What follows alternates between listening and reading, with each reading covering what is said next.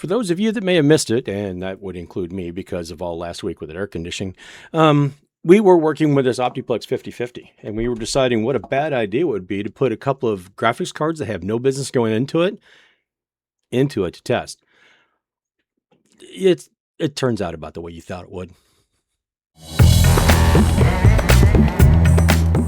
All right, so the first one we tried was the RX 6400. Now, problems with this is on the PCIe 3.0 lane. Now, it does have 3x16. So that means that it operates on the PCIe 3.0, but it has a full 16 lanes, 16 lanes of data that can travel at one time. The problem with that RX 6400 is it's PCI 4, which means it can operate twice as fast, but it only has 4 lanes. So that in itself is really going to mess with this. And it's going to be difficult for some games to turn out well. Now, I'm not going to give a whole slew of benchmarks. I am just going to summarize part of this and tell you that it operated about the way we thought it would. On older games, it wasn't too bad. You could establish a game console like frame rate, and it wasn't too bad, and especially if you manage your expectations. But there were some things that were a little bit difficult. Aside from things like Cyberpunk that would prefer you to use ray tracing, and that card's not very good at it, and it is really pared down because it's got 4 lanes instead of a whole 16, and it's a different generation. Cyberpunk was a big problem. If you turn the ray tracing off and managed a few other things, you could get fairly playable. It wasn't too bad. It was around 30 frames per second, an older console-like experience. But then we tried to do some other things. Black Myth Wukong wasn't very good. We kind of figured that. It was only in the 20s. And like I said, I don't even think I have video of that because it's exactly what I expected and I went with it. Now, a couple of hiccups along the road that really interfered and will interfere with my testing or change my testing from here on out is that Monster Hunter Wilds no longer uses their benchmark tool. And they say, as a matter of fact, to take it out because they found that gameplay and that tool were too far apart from each other. They were not a good indicator of how your system would handle that, even though it had options for frame gen and all that other stuff. Software frame gen, not necessarily a hardware frame gen, but which this graphics card, the RX 6400, has no business trying to do anyway. So no, that did not go. Black Ops 7. Now, I've had a similar problem before where it told me that I could not use it because secure boot was not enabled. I had another problem in another system, and I'll go ahead and link that up here if I remember to, where trying to use an AMD graphics card with secure boot, even though in that case I had the compatibility module, the CSM, I had that deactivated. In this case, there's no specific CSM, but I went through and set it up right. But the graphics drivers, the card, and the game, or just that setup in general, secure boot and all that stuff, would not allow me video out of the graphics card. Now, I could get graphics out of the iGPU on the 7700 without the AMD card in it. So I had to go back and turn secure boot off, and UEFI that didn't have much problem with it, but the secure boot part of it did. Once I turned that back off, I was able to get a picture with that graphics card again. So there's something in there that conflicts. The graphics drivers or the secure boot or a combination of that with AMD's, and this is more than one time that I've had a problem with this. We will speak of more than one times in a moment. So I was not able to run that, which didn't surprise me too much, especially on an older system, but we do know that that will run fairly well on a 4th gen. Spoiler alert, we're going to do that. I got a TPM module and everything for it, and more memory, but later. Not in this video, but I'll touch on it. So with the AMD card, the RX 6400, and this 7700 in the Optiplex, it was not a good workaround. It didn't work. So that caused a problem. And the last game I did try, I was getting it was kind of ugly. I could turn the settings down and get about 25, 28 frames per second, but trying to run this at high at all, which is what I would normally run my benchmarks, just try to get an idea of what it would look like in 1080 Pi or 1440 Pi. It would trudge along about 12 or 13. Now I could do a few things, and I could enable FSR and a few other things. I would have to use FSR performance or the lowest setting, extreme performance or whatever it's called. And that has a software that allows software frame gen, but it's very sluggish. It does not look that good, and it's not really worth playing with that combination. That's not to say that the 7700 wouldn't be good. I think I'm going to try this in a different motherboard eventually. Moving on to the Sparkle A380 ARC GPU. Yeah, we're just going to say that's a mess. We've also had problems with this card because for some reason, it does not pick up at all in this configuration. In this Optiplex, it didn't see it at all. Lied to you.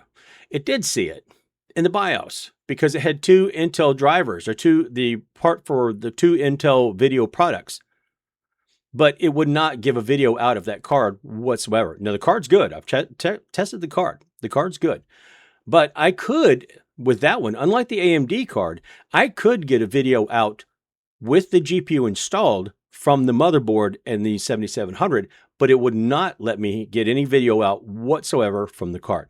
Now, we did see this before when I was dealing with an HP pre-built, and if I remember that, I will link that up there. But some of these just do not play well together. And some of the pre-builts, and there's nothing I don't know what else to try to say about it. Now, one problem with the ARC A380 and all of the Intel graphics cards is they demand that you use resizable bar.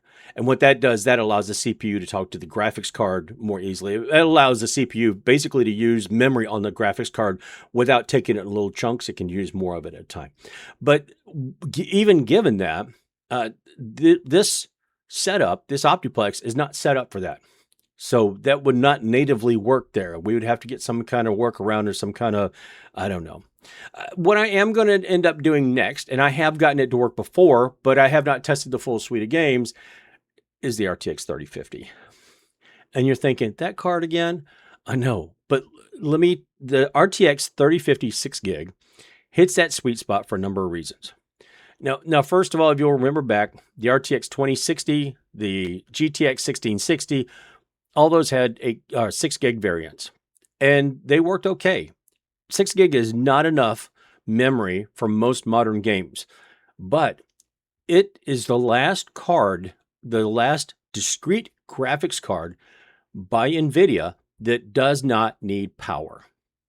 I'm going to say mainstream. There's other cards you might get away with or find or whatever. Like you might be able to find, I think it's a 3030 or something. It's something out there. But they did make a 4050, but it's a laptop only. It does have 6 gig. There's not a 5050 that is a 6 gig. The 5050 is an 8 gig, and it takes power. This 3050 does not. And so that's the reason why this ends up being the fallback budget card that everybody hates, but ends up being a decent use case. Now, I will go through and I will do a full slate of test benchmarks and all that stuff on that, and probably do a whole separate video. But really, the only card that I could see trying to upgrade this as it is would be that 3050, because it's only a 240 watt power supply. And that 3050 pulls about 70 or 75 watts. It doesn't take external power, so it can't pull any more than the 75 watts on the PCIe lane. So it's, very, no, don't get me wrong. This 7700 is solid. The Optiplex itself is solid. With other video cards, I mean, we get okay performance. I can slap a 580 in there, an RX 580 or something. And if I have an external power supply, or if I manage my expectations or use an adapter, which is not a good idea in that box, I could probably make it work. But those are all kind of dangerous. That's not practical. So I will be looking for a solution to take the 7700 and put it somewhere where it can stretch its legs a little bit. I do have a 7500 and a 6500 that I can use, one in this box and one in a similar box.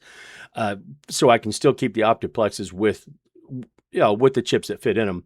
But I think I'm going to get a different motherboard for that 7700. And then we will try this again. We will see if we have any better results with either the RX 6400 or if we can get the ARC A380 to work. I'm seriously doubting the second one. I'm not too keen on the first one, but at least we might be able to get secure boot to work. I don't know. Anyway, yeah, it's going to be interesting. But that's all I got this time. I was testing that. It was something going on in the middle of trying to test when I didn't have any AC in the house. Great. Anyway, we do have other things that are coming up. This, you may realize, is the Z97. That's got the 4th gen in it. We are going to play around with that because I just ordered 2 memory kits that they look smoking hot in there. Anyway, that's a further video coming up. But yeah, other than that, that's all I got. So if you got anything out of the video, or just it was what you thought it was, or you're just trying to be supportive and thankful that I got a video back out, go ahead and throw a like on it. Don't forget to visit the other socials. Don't forget to subscribe. That'd be wonderful. I'd really appreciate that. But if you don't do any of that stuff, just take care of yourselves, take care of each other, be kind. A little bit of kindness goes a long way. Smile, hold the door open, wave, say good morning, something. You never know how much of an impact that can have on somebody. But yeah, but until I get myself into something I got no business getting into, this is one of them. There's other stuff back there. Yeah, that's all I got. So I'll see you later.